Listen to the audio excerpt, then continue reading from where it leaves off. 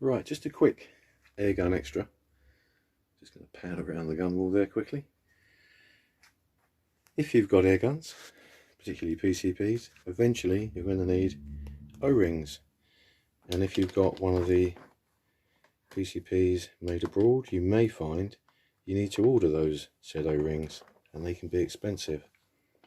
Now you can buy a set like this, and I picked this one up, I believe in Lidl of all places, for less than a tenner. And there is just about every O-ring you're likely to need there. Save you a fortune, all at hand, all organised. Just a little tip that I thought I'd share. Anyway, once again, thanks for watching. Like and subscribe, and keep an eye on Lidl. Bye bye for now.